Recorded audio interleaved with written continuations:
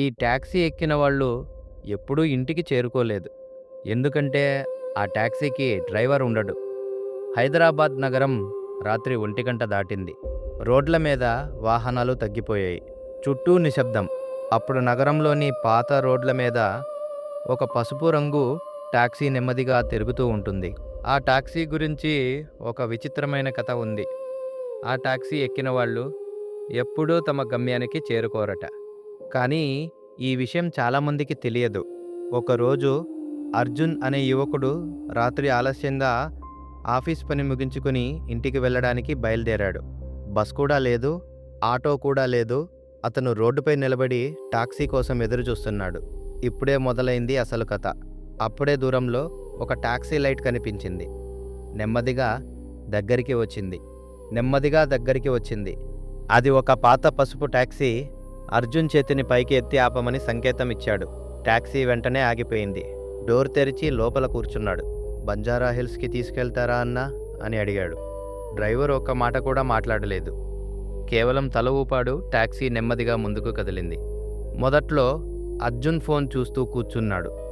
బయట రోడ్డు లైట్లు కిటికీలోంచి లోపలికి పడుతున్నాయి. 10 నిమిషాలు గడిచాయి. ఒక్కసారిగా అతనికి ఏదో విచిత్రంగా అనిపించింది. టాక్సీ లోపల చాలా చల్లగా ఉంది. ఇప్పుడు ఈ సీన్ మిమ్మల్ని మైండ్ బ్లో చేస్తుంది. అదేంటంటే అర్జున్ ముందుకు చూశాడు, కానీ డ్రైవర్ కనిపించలేదు. స్టీరింగ్ మాత్రం తానే తిరుగుతోంది. అర్జున్ గుండె బలంగా కొట్టుకుంది. అన్నా అని పిలిచాడు. ఎలాంటి సమాధానం లేదు. మళ్ళీ ముందుకు వాలి చూశాడు. డ్రైవర్ సీటు పూర్తిగా ఖాళీగా ఉంది, కానీ టాక్సీ మాత్రం నెమ్మదిగా ముందుకు వెళ్తోంది.